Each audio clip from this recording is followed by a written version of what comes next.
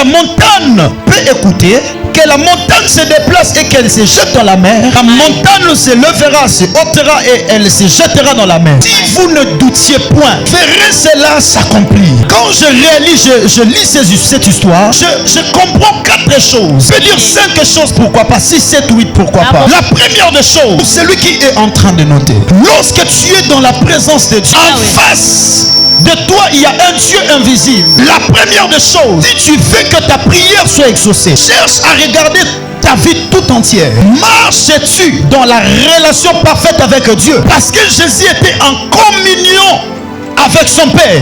Quand il parle, le ciel ne lui prive pas ce qu'il demande. C'est à cause de la relation qu'il avait avec son Père. Nous devons savoir, le premier point, avoir une relation parfaite avec Dieu. Lorsqu'on est en communion avec Dieu, une simple prière devenir une prière troublante, qui trouble le monde des ténèbres. Nous devons toujours veiller sur notre relation avec le Père. Si nous voulons comprendre ce que je suis en train de dire, je vais appeler quelqu'un. Personne que j'appelle s'appelle Samson. Samson me dit ceci: aussi longtemps que je serai en relation avec mon Père, je peux tuer les Philistins. Les chaînes peuvent se rompre. Si je suis en parfaite relation avec mon Père, même quand je mourrai, je ressusciterai après ma prière. Pourquoi? Parce que la relation que Samson en avait avec Dieu, ça se trouve au niveau de ses cheveux. Le cheveu de Samson représente la relation de l'homme envers son Dieu. Si on coupe cette relation, le faible devant les Philistins peut nous crever les yeux, on peut nous tuer facilement.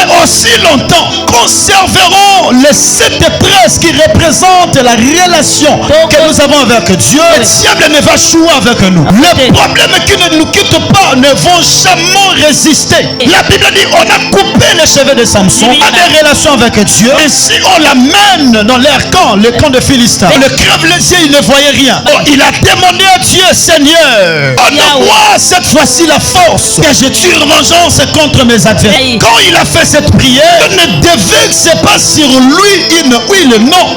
Mais Dieu va faire en sorte que les cheveux de Samson poussent. J'aimerais dire à une personne, nous avons des choses que nous demandons à Dieu. Retenons notre relation, notre communion avec Dieu. Cherchons à tout moment que nous soyons en contact avec Dieu. Il s'appelle le Saint d'Israël. Il est parfait. Lui, il n'y a pas de trace d'iniquité. En lui, il n'y a pas de défaut. Et nous aussi, nous devons y être. J'entends beaucoup de gens dire: oh Seigneur, je traîne avec les mêmes problèmes. Seigneur Dieu, je suis fatigué avec ces conditions. Ça fait déjà 10 ans, rien ne marche. Garde ta vie. As-tu la bonne relation parfaite avec ton Dieu? Nous disons souvent, et si tu as dit, lui qui croira à ton nom verra de plus grands miracles que ce que tu n'as pas pu faire. C'est bon de dire ça, mais le mieux serait de marcher d'abord en ayant une relation parfaite avec Dieu. Parce que c'est lui qui nous dit, nous ferons de plus grands miracles plus que lui. Il a observé ce que je suis en train de vous dire. Deuxième des choses, maman frère, nous devons avoir la maturité. On ne donne pas de grandes choses à un enfant, mais c'est auprès d'un fils qu'on peut donner de grandes choses. Maturité dans les domaines de l'esprit. Quand tu fais une prière, considère-toi mature. Maturité poussera à croire déjà avoir réussi ce que tu parles à Dieu. Ta maturité te dira, est-ce que tu fais une prière, il n'y a pas de réponse, cela ne veut pas dire croise les bras. Prie pas, prie encore, prie. Parce que quand tu vas continuer à prier, que tu cherches, tu finiras par le trouver. Beaucoup ont abandonné la foi par manque de la maturité. Beaucoup ont abandonné la vie chrétienne par manque de la maturité. Beaucoup sont retournés dans le monde par manque de la maturité. J'ai fait beaucoup d'années dans la chrétienté. Faire beaucoup d'années dans la chrétienté, cela ne nous dit pas qu'on est mature. Parce qu'il y a des gens qui ont, dirait dans la foi chrétienne, manque la maturité. La femme tsunamite, je crois qu'elle a fait la maturité, maman Tabitha. Elle dit à son mari: chérie, on construit une chambre ici pour l'homme de Dieu. C'est pas que l'homme de Dieu nous passe ici souvent chaque jour qu'il nous passe, mais qu'il reste avec nous. Si cette femme n'avait pas une telle maturité, elle n'allaiterait jamais un enfant un jour dans sa vie. Nous devons avoir la maturité, nous devons grandir. Troisième des choses, nous devons avoir la connaissance de la parole de Dieu. Car une prière de la foi doit être accompagnée par la connaissance de la parole. Beaucoup de gens prient, ils ne canalisent pas bien la prière, ils ne canalisent pas bien leur sujet. Il est en train de demander à Dieu beaucoup de choses en une seule seconde. Donne-moi le mariage, donne-moi l'argent, donne-moi. Ça dit, il a du mal à canaliser c'est prier. Et si nous avons la connaissance de la parole de Dieu, la parole de Dieu nous dira, lorsque tu es en train de demander à Dieu quelque chose, il faut lui rappeler qu'il a dit dans sa parole, jusqu'à présent vous n'avez rien demandé en prière. Demandez et vous recevrez afin que votre joie soit parfaite. Sa prière sera une prière basée de la parole de Dieu. Je suis en train d'aider quelqu'un ici.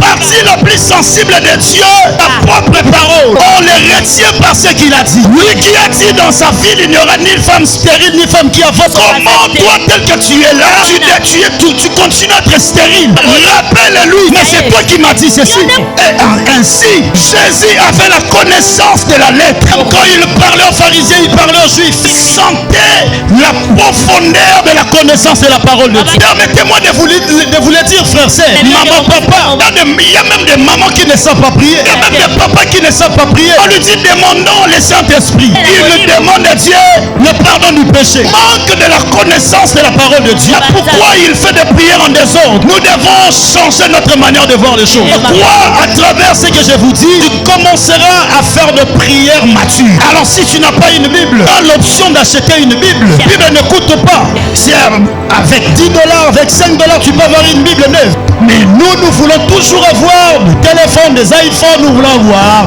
une voiture, nous voulons avoir des parcelles. Mais quand on cherche à savoir ce qu'on a, en réalité on n'a plus rien. Comment est-ce que tu aurais tout sans avoir la parole qui te donnera tout? Un chrétien de 10 ans d'expérience, mais qui n'a même pas une Bible, lui c'est bon. La Bible à $120, il y a Minyango. Mais la Bible de $120 que tu peux négliger. Et comme la Bible représente la parole de Dieu qui nous accompagne sur la terre. Nous devons faire des prières avec des versets bibliques. Si tu ne sais pas, tu n'as pas vraiment de versets bibliques, pousseras à faire cette expérience. Avant de dormir, cherche à mémoriser ne fût-ce qu'un seul verset. Quand tu dors avec ces versets, tu rêves avec ces versets, sera difficile pour oublier le même verset. Beaucoup n'ont pas la vie de la méditation de la parole. Quand il fait des années, il demande à Dieu une chose, il ne prend pas. Ah non, Dieu est méchant, Dieu ne donne pas. Il est le Dieu d'un certain groupe. Non, Dieu, il est le Dieu de tout le monde. Mais le problème avec toi, tu fais des prières pas dans les règles. La quatrième des choses que nous devons en avoir, la grande foi. Je ne dis pas que nous devons avoir la foi, nous devons avoir la grande foi. Jésus dit à ses disciples, pourquoi votre foi est tout petite? Donc cela signifie il y a aussi une grande foi. Il y a une grande prière. Est-ce que je suis en train de dire à quelqu'un ici? Il y a une petite foi. Une foi qui te permet d'avoir simplement les bonbons. Une foi qui te permet à trouver la nourriture. Une foi qui te permet à payer le loyer. Parce qu'il s'agit d'autres sujets. Les sujets ne te demanderont pas une petite foi. Donc elles te demanderont la grande.